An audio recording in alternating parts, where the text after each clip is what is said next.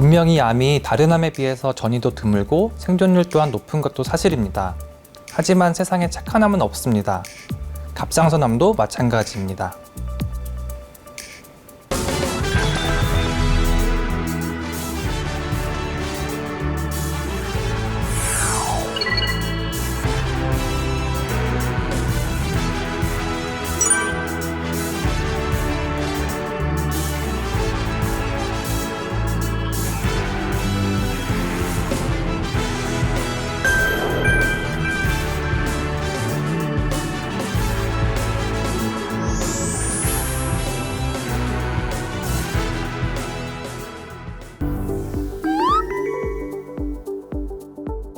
갑상선암이 착한 암이라는 것은 맞는 말이기도 하고 틀린 말이기도 합니다.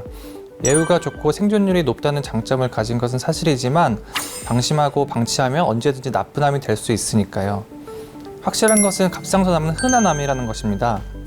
실제 우리나라 국가암정보센터의 통계 자료를 보면 2020년 기준 갑상선암 발생자 수는 29,180명으로 모든 암 중에서 발생률 1위를 기록했습니다.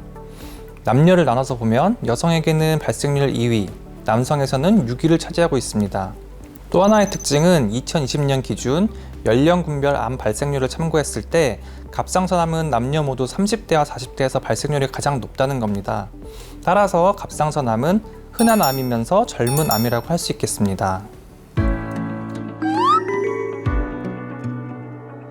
갑상선은 우리 목 아래쪽에 자리하고 있는 나비 모양의 내분비 기관입니다. 여기서 나오는 갑상선 호르몬은 우리 몸의 체온을 유지하고 생활에 필요한 에너지를 만들어내는 아주 중요한 기관이라고 할 수 있는데요. 이 갑상선에 생긴 암을 갑상선암이라고 정의하고 있습니다. 갑상선암에도 종류가 있는데요. 갑상선암의 90에서 95%를 차지하는 소위 여포세포에서 기원하는 분화갑상선암이 있고 가장 흔한 유두암, 여포암, 휘틀세포암이 여기에 속합니다. 그 외에 수질암이 약 6% 정도, 역형성암이 1% 이내를 차지하고 있습니다.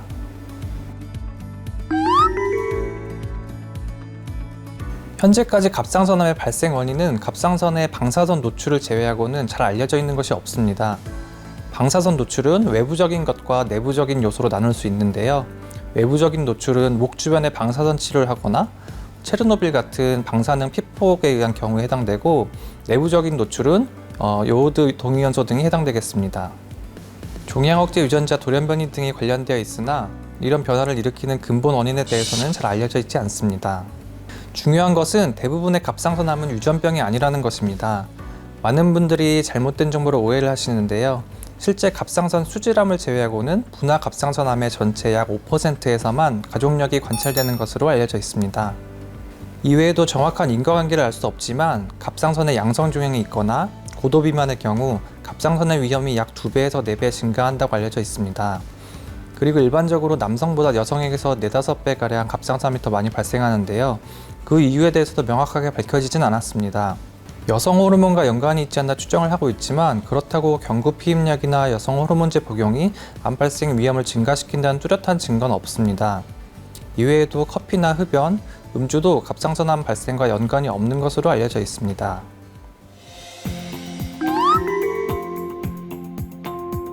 사실 갑상선암의 대부분은 뚜렷한 증상이 없습니다. 대부분은 검진 등에서 우연히 발견되는 경우가 더 흔합니다.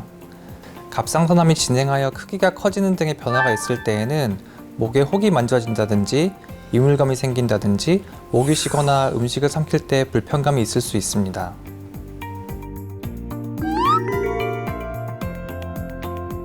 갑상선암이 의심되면 초음파, CT, MRI 등 여러 가지 검사를 받을 수 있는데요. 갑상선 종양 및 암을 진단하는 데 있어서는 초음파 검사가 가장 좋습니다. 초음파를 통해서 갑상선 종양이 발견되면 종양의 크기, 모양, 성질에 따라서 단순 물혹부터 갑상선 암까지 분류할 수 있습니다. 물론 초음파 검사 하나만으로 갑상선암을 진단할 수는 없는데요. 암으로 진단되는 종양이 발견됐을 경우에는 초음파 검사와 더불어서 가느다란 주사바늘을 이용해서 새침흡인 세포 검사를 받아야 합니다. 새침흡인 세포 검사는 초음파를 보면서 주사바늘을 이용해 갑상선 내에 있는 종양을 표적으로 삼고 가볍게 찔러서 그 종양 내의 세포 조직을 일부 빼내는 검사입니다. 이렇게 얻은 세포를 염색한 뒤 현미경으로 관찰하면서 세포 모양에 따라서 양성 또는 악성 여부를 판단합니다. 하지만 이렇게 세포 검사를 한 이후에도 양성인지 악성인지 진단이 명확하게 내려지지 않는 경우도 있는데요. 이런 경우에는 재검을 하거나 수술을 통해서 진단을 하는 경우도 있습니다. 갑상선암은 진행이 느리고 착해서 수술을 안 하고 지켜봐도 되지 않냐는 이야기를 들어보신 적이 있을 겁니다. 수술을 하지 않고 능동적으로 감시하는 내용에 관한 연구가 많이 이루어져 왔는데요. 하지만 1cm 이하의 미세 갑상선암도 30%에서 림프절 전이를 하고 림프절 전이를 하면 재발 가능성이 높아집니다. 병이 진행하면 병기가 높아지고 방사성 요오드 치료를 받을 확률도 높아지게 되는 것입니다. 앞서 말씀드린 위 연구에서도 시간이 지남에 따라서 30%에서 암이 진행해서 결국 수술을 하게 되었습니다. 갑상선암은 진단받았다고 바로 당장 수술을 받아야만 되는 시급한 암도 아니지만 그렇다고 수술을 안 받고 지켜보기만 하면서 진행하도록 내버려두면 안 되는 암이기도 합니다. 모든 암이 그렇듯이 갑상선암도 조기 진단이 중요하며 초기에 발견해서 수술을 시행하는 것이 완치의 가능성을 높이는 길입니다. 다시 말해서 갑상선암은 수술만으로도 완치를 기대할 수 있는 암입니다.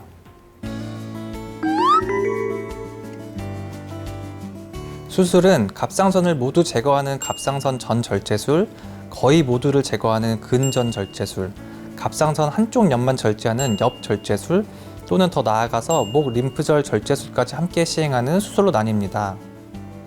갑상선암의 크기나 위치, 종류, 림프절 전이 여부에 따라서 주치의가 판단하고 환자분과 상의해서 수술 범위를 결정하게 됩니다. 갑상선 혹만 제거하는 수술은 재발의 위험성이 있기 때문에 암 치료에 적합하지 않은 수술로 시행하지 않고 있습니다. 전통적으로 갑상선암 수술은 전신 마취를 하고 목에 절개창을 내서 수술을 하게 됩니다. 여전히 갑상선암은 절개창을 통해서 수술하는 것이 가장 기본적인 방법이고 대부분의 갑상선암 환자가 이러한 방법으로 수술을 받게 됩니다. 하지만 갑상선암은 여성에게서 많이 발생하고 최근 젊은 여성 환자가 증가하면서 미용에 대한 관심이 많아짐에 따라서 목에 눈에 띄는 흉터 없이 수술하는 방법들이 고안되었으며 첨다한 외과 장비가 발전함에 따라서 많은 발전이 있었습니다. 최근에는 로봇이나 내시경을 통해서 수술이 활발하게 시행되고 있습니다. 목이 아닌 흉터가 잘 보이지 않는 겨드랑이나 입 안쪽 등을 통해서 더 정교하게 갑상선 절제를 할 수 있는 장점이 있습니다. 주 목적인 암의 완치 측면에서도 전통적 수술에 비해서 결과가 동일하다는 연구 결과를 보이고 있습니다.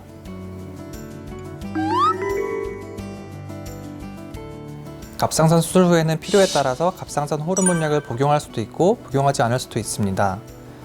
갑상선 기능 저하를 보일 때에는 약으로 보충해줌으로써 기능을 정상화시킬 필요가 있습니다.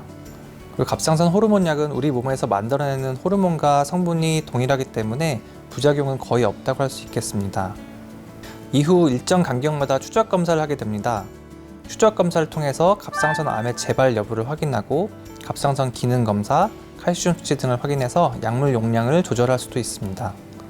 또한 요오드 시기에 대한 우려를 많이 갖고 계신데 갑상선 수술 직후만 조금 주의하시면 되고 이후에는 김, 미역 등의 해조류를 드셔도 무방합니다. 갑상선 암의 예방법은 어떤 특별한 방법보다는 일반적인 말씀을 드리게 됩니다. 골고루 영양 섭취 잘 하시고 꾸준히 운동하는 것이 도움이 된다고 할 수 있겠습니다. 방사선 조사가 갑상선 암의 위험 인자이므로 방사선 노출을 최소화하는 것이 예방에 도움이 된다고 할 수 있겠고 특히 소화기 때 편도나 기관지 등 질환으로 방사선 치료나 검사 등을 하는 경우에 이를 인지하고 있어야겠습니다.